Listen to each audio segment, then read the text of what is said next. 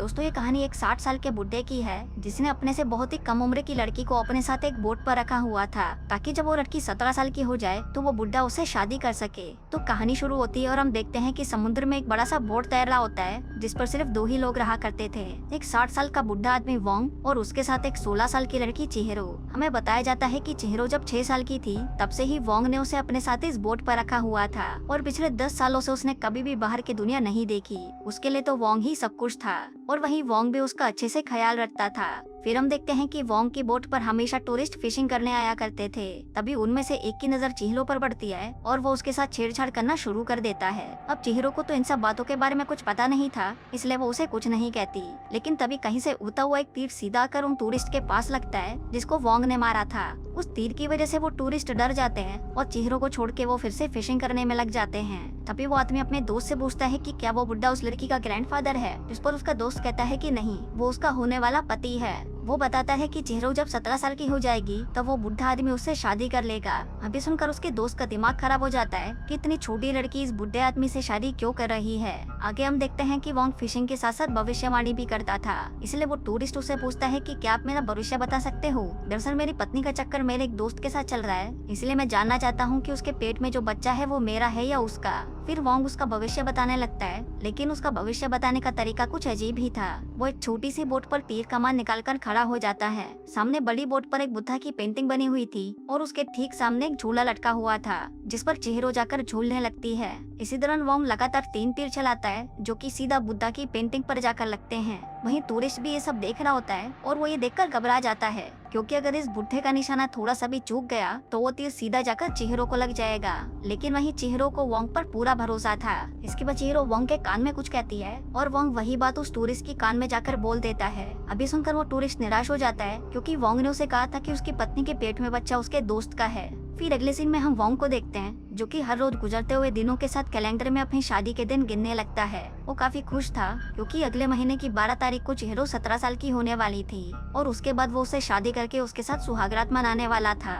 इसके लिए वो अपनी छोटी सी नाव में सवार होकर बाजार से शादी के कपड़े खरीद कर लाया था, लेकिन उसने चिहिरो को ये सब नहीं दिखाया और सारा सामान एक अलमारी में छुपा कर रख दिया। कुछ दिनों बाद फिर से 2 टूरिस्ट बोट पर फिशिंग करने आते हैं, लेकिन वो फिशिंग छोड़कर फोटोज क्लिक करने लगते हैं। इसी दौरान उनकी नजर चिहिरो पर पड़ती है जो कि उन्हें ही देख रही थी। तभी एक टूरिस्ट चिहिरो के पास आता है और उसके कपड़ों में मछली डालकर उसके साथ जबरदस्ती करने लगता है। तभी चिहिरो भी उस टूरिस्ट को एक जोर का थप्पड़ मार देती है। उधर तीर लेकर भागते हुए वोंग भी वहाँ पर आ जाता है और उन टूरिस्ट को गालियाँ देते हुए चिहिरो को अपने साथ ले जाता है। अब इस बात से वो टूरिस्ट बहुत ज्यादा नाराज हो जाते हैं और चिहिरो को सबक सिखाने का फैसला करते हैं। इसके बाद जैसे ही उनको मौका मिलता है वो दोनों मिलकर वोंग को उस बोट पर बांध देते हैं और वहाँ पर चिहिरो को ढूंढने लग जाते हैं। लेकिन वहीं चिहिरो भी खुद की रक्षा करना अच्छे से जानती थी और वो तीर उठाकर उन दोनों टूरिस्टों को डरा देती है। फिर कुछ दिनों बाद कई और टूरिस्ट भी वोंग की बोट पर फिशिंग करने आते हैं। उन्हीं में से सियोंग नाम का एक लड़का भी था जो कि अपने डैड के साथ वहाँ पर फिशिंग करने आया था। तभी हम देखते हैं कि चिहिरो को पहली नजर में सियोंग से प्यार हो जाता है, लेकिन ये बात वोंग को जरा भी पसंद नहीं आती। फिर चिहिरो सियोंग के पास जाती है जो कि हेडफोन लगाकर गाने सुन रहा था। तभी चिहिरो उसके पास आती है और उसे हेडफोन लेकर खुद वो गाने सुनने लगती है। इसी दौरान सियोंग उससे उसके बारे में पूछने लगता है, लेकिन चिहिरो को कुछ भी सुनाई नहीं देता। लेकिन उन दोनों को साथ में देखकर वोंग वहाँ पर आ जाता है और चिहिरो को अपने साथ ले जाता है। फिर उसी रात बोट पर टहलते हुए सियोंग की नजर चिहिरो पर पड़ती है जिसको वोंग अपने हाथों से नहला रहा था। तभी चिहिरो भी सियोंग को देख लेती है और मुस्कुराने लगती है। फिर अगले सुबह फिशिंग के दौरान सियोंग अपने बाप से चिहिरो के बारे में पूछता है, जिस पर उसका बाप उसे कहता है कि चिहिरो जब 6 साल की थी तब वोंग उसे अपने साथ इस बोट पर लाया था और उसके 17 साल के होने पर वो उससे शादी करने वाला है। अब चिहिरो के बारे में ये सब जानकर सियोंग को बहुत बुरा लगता है, जिसके बाद उसका बाप वोंग को उसका भविष्य बताने को कहता है। फिर वोंग भी पहले की तरह बुद्धा की पेंटिंग पर 3 तीर चलाकर सियोंग के बाप को उसका भविष्य बता देता है। लेकिन जिस तरह वोंग चिहिरो का इस्तेमाल कर रहा था उसको देखकर सियोंग को उस पर बहुत गुस्सा आता है, लेकिन वो बेचारा भी कुछ नहीं कर सकता था।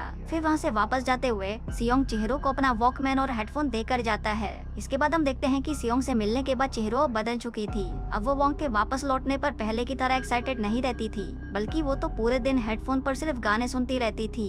तभी ये देखकर वोंग गुस्से में चिहिरो का हेडफोन पानी में फेंक देता है। फिर रात में जब वो चिहिरो को नहलाने की कोशिश करता है तो चिहिरो उसे नहलाने भी नहीं देती। फिर चिहिरो को मनाने के लिए वोंग उसके लिए हार लेकर आता है, लेकिन चिहिरो उस हार को उसके सामने ही तोड़कर फेंक देती है। फिर अगले दिन चिंगरो एक टूरिस्ट के पास जाकर बैठ जाती है। दरअसल वो वोंग को जलाना चाहती थी और होता भी कुछ वैसा ही है।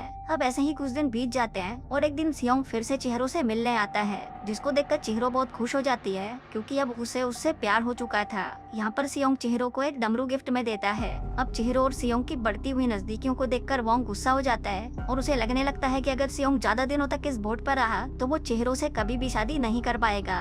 इसी वजह से जब सियोंग चिहिरो के साथ एंजॉय कर रहा था तभी उसे डराने के लिए वोंग उसके सामने एक तीर मारता है, लेकिन तभी चिहिरो गुस्से में आकर उस तीर को तोड़कर फेंक देती है। रात को चिहिरो और वोंग एक साथ एक ही बेड पर सोया करते थे, लेकिन उस रात चिहिरो अपने बेड पर नहीं होती। फिर ढूंढने पर वोंग देखता है कि चिहिरो सियोंग के साथ उसके कमरे में सो रही है।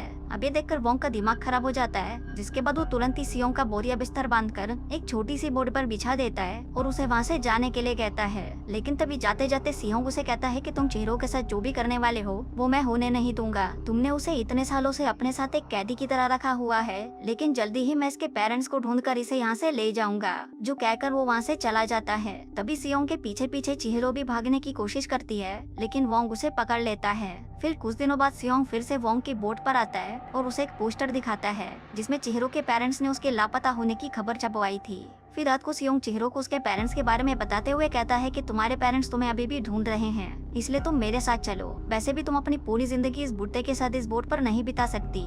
इस बुड्ढे ने तो वैसे भी तुमको किडनैप करके रखा हुआ है। अब चिहिरो सियोंग की बातों को समझने की कोशिश कर रही थी, लेकिन तभी वहाँ पर वोंग अपना तीर कमान लेकर आ जाता है। फिर वो सियोंग को तीर से मारने ही वाला था, लेकिन तभी चिहिरो बीच में आ जाती है। अब क्योंकि वोंग भी चिहिरो से बहुत प्यार करता था, इसलिए वो अपना तीर नीचे कर देता है। फिर रात को सोते हुए वोंग उसे गले लगाने की कोशिश करता है, लेकिन चिहिरो उसे थप्पड़ लगाकर वहाँ से चली जाती है। फिर अगले दिन बोट का इंजन ठीक करते हुए वोंग के सर पर चोट लग जाती है, जिसे देखकर चिहिरो उसकी मदद करने उसके पास जाती है, लेकिन वोंग उसे मदद करने से रोक देता है, जिसके बाद वो उसे 3-4 थप्पड़ मार देता है। अब चिहिरो को रोता हुआ देखकर सियोंग तुरंत उसके पास आता है और उसे वोंग से दूर कर देता है। इसके बाद वो वोंग को उसका फ्यूचर बताने को कहता है, ताकि उसे भी पता चल जाए कि चिहिरो की शादी उसके साथ होगी या वोंग के साथ। वोंग इस बात के लिए राजी हो जाता है और हमेशा की तरह झूलती हुई चिहिरो के बीचों बीच एक तीर चलाता है, लेकिन तभी हम देखते हैं कि आखिरी तीर को चलाते हुए वोंग के हाथ कांप रहे थे, जिसको देखकर सियोंग को लगता है कि गुस्से में होने की वजह से वोंग कहीं चिहिरो को ही ना मार दे, इसलिए वो जानबूझकर झूले की रस्सी को खींच देता है, जिससे चिहिरो पानी में गिर जाती है। फिर थोड़ी देर बाद चिहिरो वोंग के कान में कुछ कहती है, जिसको सुनकर वोंग अपने कमरे में चला जाता है और अपनी शादी के सारे कपड़े और सामान निकालकर बाहर फेंक देता है।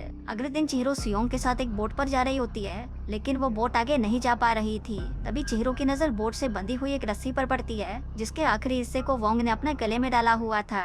दरअसल वोंग खुदकुशी करना चाहता था, क्योंकि चिहिरो के अलावा उसका इस दुनिया में और कोई नहीं था, और वहीं चिहिरो भी उसको अकेला छोड़कर जा रही थी। तभी चिहिरो को भी ये बात समझ आती है, जिसके बाद वो दोनों एक दूसरे को हक करके रोने लगते हैं। उधर सियोंग भी ये सब देख रहा था, लेकिन उसे कुछ समझ नहीं आता कि आखिर इस बुढ़े में ऐसा है क्या जो इतनी खूबसूरत लड़की उसी के साथ रहना चाहती है। फिर कुछ देर बाद वोंग और चिहिरो एक दूसरे को शादी के कपड़े पहनाते हैं और फिर सियोंग के सामने ही वो दोनों एक दूसरे से शादी कर लेते हैं। इसके बाद वो दोनों एक छोटी सी बोट पर चढ़ते हैं और वहाँ से कुछ दूर आगे चले जाते हैं। फिर सुहागरात मनाने से पहले वोंग म्यूजिक बजाता है, जिसको सुनते ही चिहिरो को नींद आ जाती है। फिर चिहिरो के सो जाने के बाद वोंग आसमान की तरफ देखकर एक तीर चलाता है और फिर पानी में कूदकर अपनी जान दे देता है। तभी उसके बाद ही वो छोटी सी बोट अपने आप ही उस बड़ी बोट के पास चली जाती है, जहाँ पर सियोंग उसी के आने का इंतजार कर रहा था। तभी वो देखता है कि चिहिरो नींद में ऐसा बिहेव कर रही है जैसे कोई उसके साथ इंटीमेट हो रहा हो। सियोंग उसे जलाने की बहुत कोशिश करता है, लेकिन यहाँ पर चिहिरो का उसके शरीर पर कोई कंट्रोल नहीं था। तभी वोंग के मरने से पहले उसने जो तीर चलाया था वो सीधा जाकर चिहिरो के पैर के बीच आकर गिरता है और वहाँ से खून बहना शुरू हो जाता है, जिसका मतलब था कि उस बुढ़े ने चिहिरो के साथ फाइनली सुहागरात मना ही ली। इसके बाद वो सियोंग के साथ एक छोटी सी बोट में बैठकर वहाँ से जाने लगती है, लेकिन तभी हम देखते हैं कि वो बड़ी वाली बोट अपने आप ही उनके पीछे पीछे आने लगती है, जैसे कि वोंग की आत्मा उसे चला रही हो। लेकिन फिर जैसे ही चिहिरो उस बड़ी बोट को देखकर उसे बाय बोलती है, वो बोट धीरे धीरे डूबना शुरू हो जाती है और जल्दी ही समुद्र की गहराइयों में चली जाती है। और दोस्तों, इसी के साथ ही ये कहानी यहीं खत्म हो जाती है।